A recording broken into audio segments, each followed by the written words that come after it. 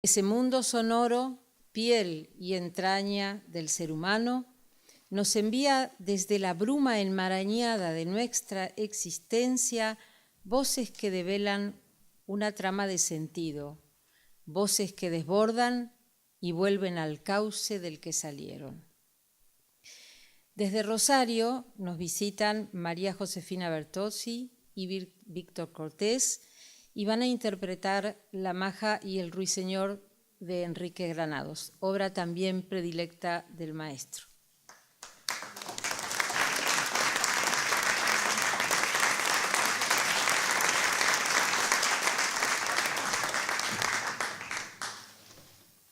Vamos a agregar algo más. Antes de La Maja y el Ruiseñor vamos a hacer una canción que se llama La Maja Dolorosa número 1 del ciclo de tonadillas de Enrique Granados, y después hacemos La Maja y el Ruiseñor con la particularidad de que primero vamos a hacer la versión popular en la que Granados se inspiró justamente para hacer la versión pianística. Nosotros venimos de Rosario, tal como nos anunciaba Nélida, a quien le agradecemos la invitación, y es la ciudad en cuya universidad el maestro Antonio de Raco trabajó gustoso, según sus propias palabras, entre los años 1963 y 1974. En octubre de 2008, también como Nélida lo mencionó hace unos minutos, la Universidad Nacional de Rosario le otorgó el título doctor honoris causa, y entonces se organizó una conferencia de prensa en la que estuve presente por mi condición de periodista. Y si bien en mi caso particular yo lo conocía al maestro de Raco como una figura de la música nacional, no tuve más cercanía a su labor pedagógica hasta que en una de esas conversaciones que se establecen en los ensayos y que pueden ser de muchos temas, salió el tema de la digitación. Y Víctor Cortés, que era su alumno, que había sido su alumno, me contaba cómo el maestro de Raco enseñaba precisamente el tema de la digitación. Y para graficármelo tomó un libro, el estudio número 1 de Moskovsky, donde estaban muchas de las marcas y anotaciones que había hecho el propio maestro. Después, cuando unas semanas después se organiza el otorgamiento del título de doctor honoris causa, se organiza en el lobby de un hotel en Rosario una reunión a la que asistimos algunos periodistas y donde el maestro es recibido por alumnos, exalumnos de él allí en la universidad. Ya habían pasado unos cuantos años, pero fue una reunión muy cálida. Y en medio de esa reunión los periodistas participamos con algunas preguntas. Y bueno, haciéndole preguntas sobre su enseñanza, él, casualmente o no, me mencionó justamente ese método que él utilizaba para enseñar la digitación y que lo había estrenado nada menos que con Víctor. Justamente lo interesante de eso fue que cuando él me decía que había sido un sistema que había logrado perfeccionar, como yo mencioné. Incluso recuerdo que lo nombró también a Iván Rutkauskas como uno de sus destinatarios en ese sistema, y decía que era un sistema que permite que uno aproveche el máximo de la digitación sin contracturas musculares. Su acción en aquellos años en Rosario fue de una importancia inigualable, no solo por la influencia pedagógica, sino artística. Muchos de sus alumnos son hoy profesores, maestros en los claustros de esa universidad, y otros viajan por el mundo llevando su arte pianístico. Su discurso en aquella ocasión para nosotros fue profundo, sincero e inteligente, y se tituló Mi mundo sonoro. Allí él describía, además de todos esos temas que refirió Nélida, su incesante búsqueda del sonido y la comparó con un acto de fe. Y en otro pasaje dijo textualmente: En mí este acto de fe se manifiesta también en la enseñanza. Un discípulo es la posibilidad de entrega, de transmisión de experiencia, de mutuos descubrimientos, una posibilidad más de trascendencia.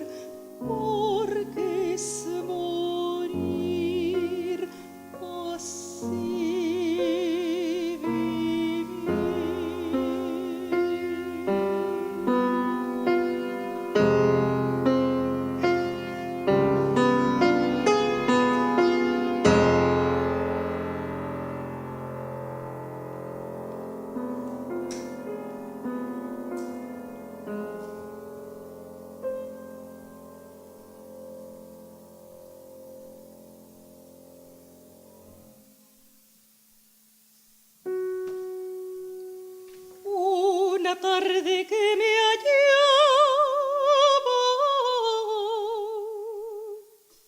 en mi jardín divertida, oí una voz dolorida que un pajarito cantaba y a mí como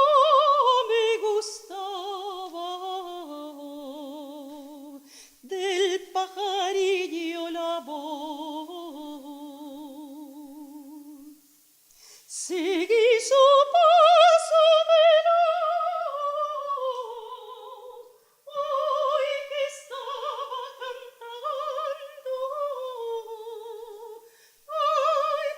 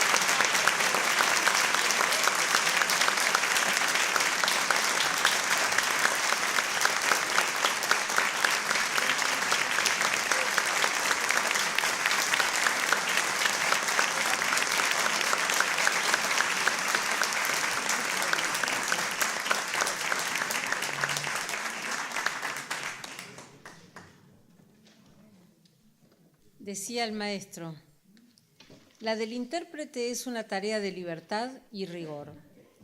Todo lo que hacemos responde a la lógica interna de nuestro ser. Hay un impulso primigenio, una manera particular de ser y de percibir el universo que nos rodea. Un patrón profundo y rico que se imprime como un sello en todo lo que hacemos.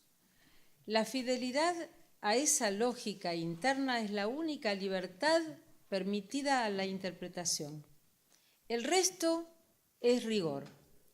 Es la presencia de nuestro ser profundo en el encuentro con el ser profundo del compositor, para poder captar su lógica interna, ese patrón que se manifiesta con distintos matices en cada obra, y poder captar también cada uno de esos matices particulares.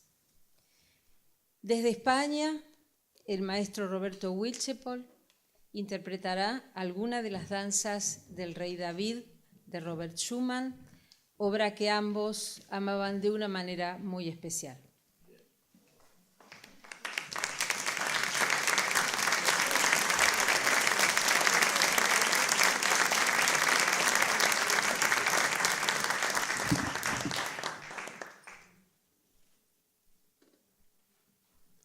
Bueno, si de Raco estuviera aquí, probablemente empezaría con un chiste o con una anécdota, porque tenía millones, tenía para todo, tenía algún chiste, era uno de sus grandes hobbies. Yo me voy a referir un poco a mi relación con él en los años que trabajamos juntos. De muy joven ya lo admiraba, pero fue una noche que fui con mi hermana a un concierto en la Facultad de Derecho, en la Facultad de Medicina, que fue un descubrimiento. Fue realmente una noche donde de Raco estaba realmente con los dioses, un concierto alucinante, con una fuerza, una capacidad de transmisión arrolladora, una técnica, una interpretación fenomenal, el público entregado. Era un león, realmente maravilloso. Y después de eso, pues yo ya me planteé que quería trabajar con él. Y yo estaba en el final del Conservatorio Carlos López Buchardo, pero del ciclo medio, y entonces hice la prueba de acceso al superior con él, pero solamente estuvimos un tiempo allí porque después nos trasladamos del círculo de alumnos más cercanos a él al Conservatorio Juan José Castro en La Lucila, que se había fundado en el año 66 a instancias, bueno, del maestro Tortorella, pero también Antonio de Raco había sido uno de los patrocinadores, ¿no? Con la idea de tener un centro de altísima calidad artística. Y ahí terminé el grado superior. Yo después me marché ya de Argentina en el año 75. Por supuesto que seguíamos en contacto, pero retomamos el contacto asiduo cuando de Raco se vino a Europa. En el año 84 fue invitado por el gobierno alemán a estudiar alemán en el Instituto Goethe y también a conocer un poco la situación de los conservatorios superiores de Alemania.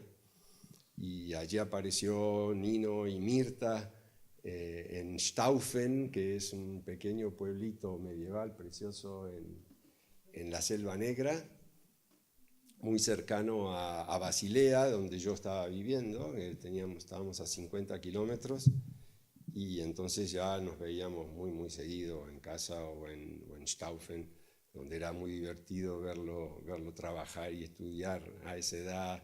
Es un idioma tan difícil como el alemán, junto con todos sus compañeros chinos y de todos lados, ¿no? Era realmente entrañable.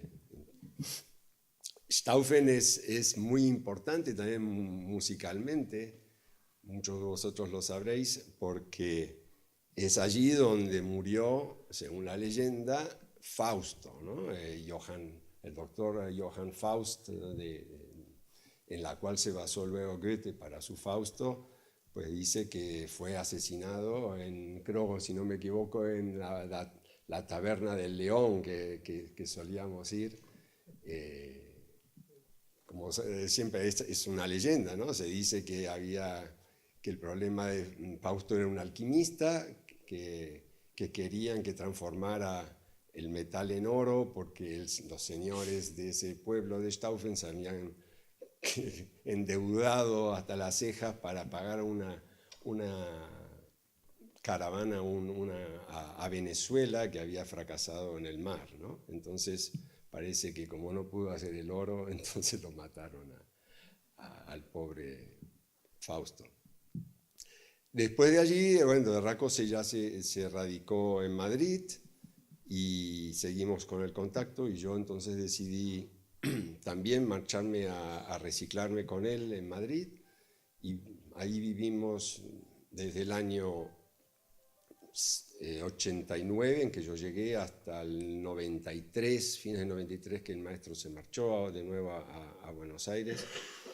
Vivíamos en el mismo edificio, el famoso edificio de Princesa 3 duplicado, donde había muchos músicos, muchos argentinos también, porque permitían hacer ruido. Eran muy tolerantes con los músicos.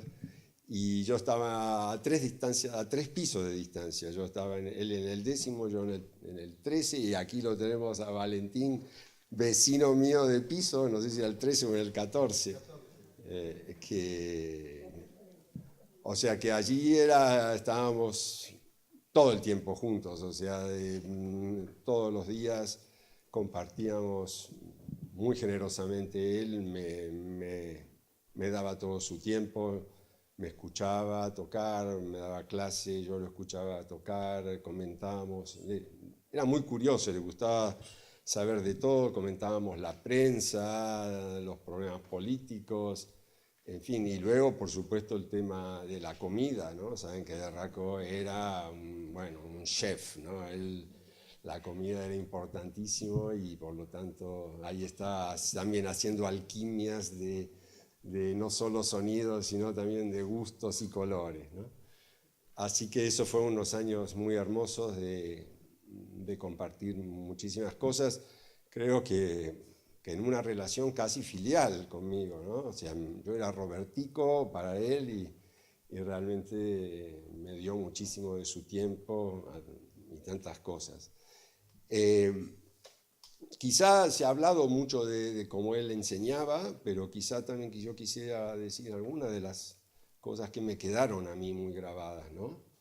Se ha dicho aquí que él era un maestro formador, yo diría, un maestro de esos que hay muy pocos por el mundo, que se toman el trabajo muy en serio, o sea que el alumno es fundamental y que le deja una impronta grabada para siempre. Todos sus alumnos llevamos ya el sello a fuego, ¿no? Para siempre de sus principios, que son indelebles, y dedicaba todo el tiempo que fuera necesario a una clase o a un problema o a una digitación, ¿no? Era incansable en ese sentido. El sonido, como se dijo, era el centro de todo para él. Todo tenía que uno saber qué sonido tenía que sacar, y eso exigía una cantidad de destrezas, ¿no? Que había que ir preparando. Por otro lado, algunas cosas eran frustrantes, ¿no? Porque para un chico como cuando yo empecé, yo le llevaba toda la obra, quería tocar mucho, y de verdad enseguida lo cortaba a uno y le decía, no, poquito, pero bien hecho, ¿no? Y es un trabajo cumulativo. Todo esto lo que hay que hacer es trabajar de a poco y muy bien. O sea, lo que se llama hoy día técnicas de estudio, que se enseña muy poco, desgraciadamente.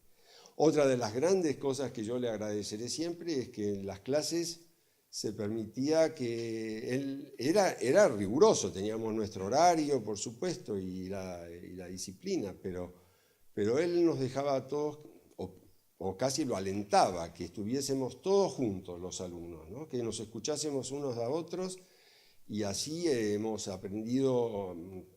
Yo le agradezco tanto porque he aprendido casi todo el gran repertorio pianístico, la resolución de problemas, todas esas cosas me las aprendí escuchando a todos mis colegas, ¿no? Y bueno, me queda de él esos hermosos recuerdos, básicamente su vitalidad y su alegría de vivir, ¿no? Como ejemplo. Él creo que pensaba que iba a ser eterno, ¿no? O sea, siempre estaba haciendo proyectos.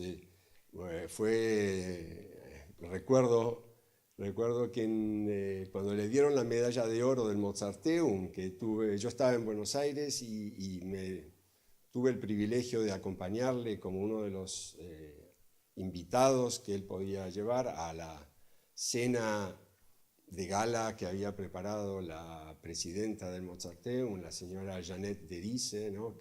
Una gran dama de la música argentina, lamentablemente también desaparecida.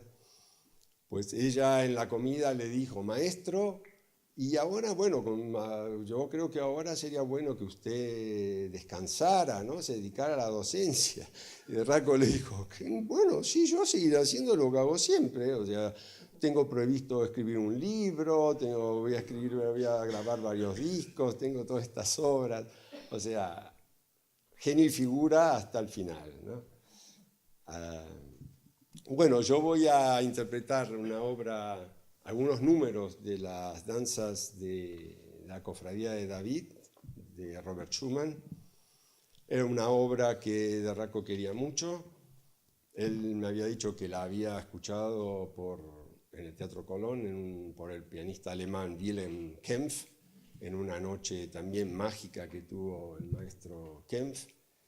Y aunque era temprana, tiene todos los elementos ya del Schumann romántico. Sabemos que la Cofradía de David era la que armó Schumann intelectualmente, ¿no? Para defender la buena música de los enemigos que eran los filisteos, los malos músicos, ¿no? Eso lo escribía en la nueva revista de música donde él hacía críticas. Y esta obra ya también es emblemática porque ya tiene la división de la bipolaridad de Schumann en su personalidad, ¿no? El personaje de Eusebio, que es el personaje introvertido, romántico, y luego el de Florestan, que es el intrépido, el aventurero, ¿no? Todos los números de la obra están firmados al final con una F o con una E o con una F más E cuando tiene los dos elementos. Así que bueno, solamente tocaré algunos de los números por cuestiones de restricción de tiempo. Espero que les guste.